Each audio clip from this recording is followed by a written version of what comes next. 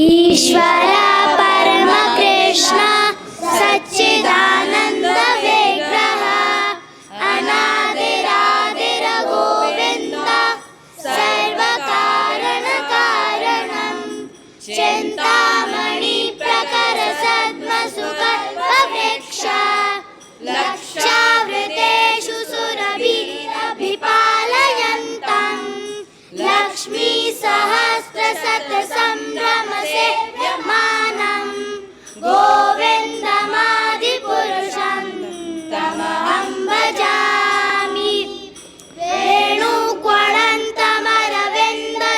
वेणुक्वणन्तमरविन्ददलायताक्षं बर्हावतं समसितं बुधसुन्दराङ्गं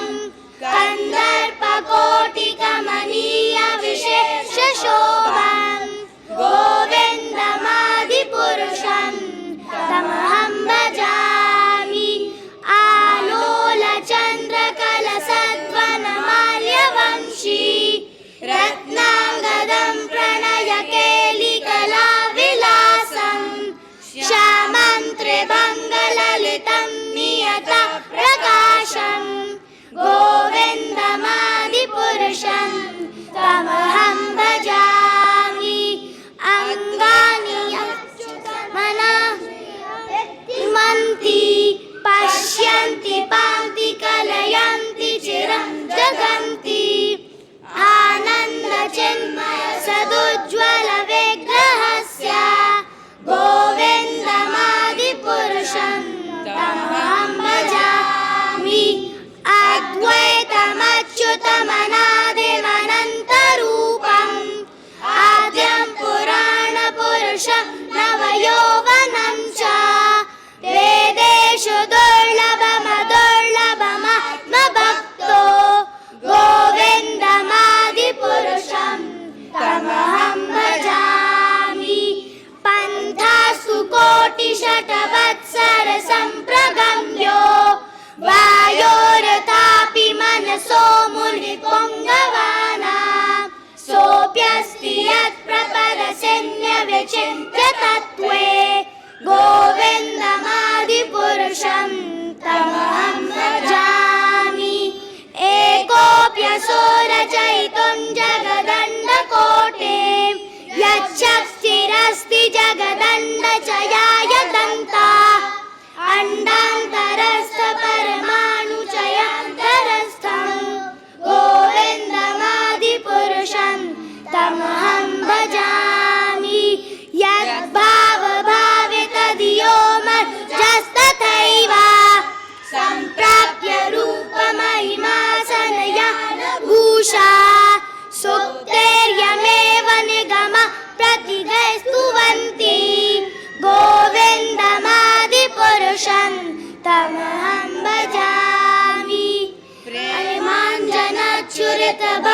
प्रेमाञ्जनच्युरितभक्तिविलोचनेन सन्ता सदैव हृदयेषु विलोकयन्ति यं श्यामसुन्दरमचिन्गुणस्वरूपं गोविन्दमादिपुरुषं तमहं भजामि रामादिमूर्तिषु कलानियमेन तिष्ठन् नानावतारमकरो भुवनेषु किन्तु कृष्ण स्वयं समभवत् परमः पुमान्यो गोविन्दमादिपुरुषं तमहं भजामि यस्य प्रभा प्रभवतो जगदण्डकोटि कोटिष्वशेषवसुधा दिविभूतिभिन्नं तद्ब्रह्मनिष्कलमनन्तमशेषभूतं गोविन्दमादिपुरुषं तमहं भजामि माया हि यस्य जगदण्डशतानि सूते त्रैगुण्यतद्विषयवेदवितायमाना सत्त्वावलम्बि परसत्त्वं विशुद्धसत्त्वं गोविन्दमादिपुरुषं तमहं भजामि आनन्दचिन्मयरसात्मतयात्मनसु यः प्राणिनां प्रतिफलं स्मरतामुपेत्य लीलायिते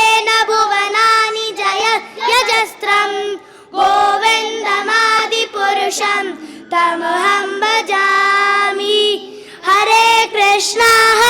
Krishna Krishna Hare Hare Hare Ram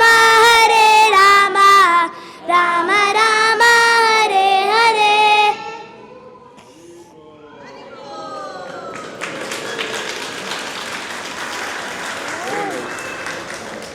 very nice, thank you. गौर प्रेमानंद, आपको आता है? आपको आता है? हरे कृष्णा। तो कैसा लगा आप लोग को ये रिसाइटेशन? तो सभी बच्चों का बहुत बहुत धन्यवाद करेंगे कि उन्होंने इतना सुंदर ब्रह्म संहिता का रिसाइटेशन किया, और विशेषकर से धन्यवाद करेंगे शिवा माता जी का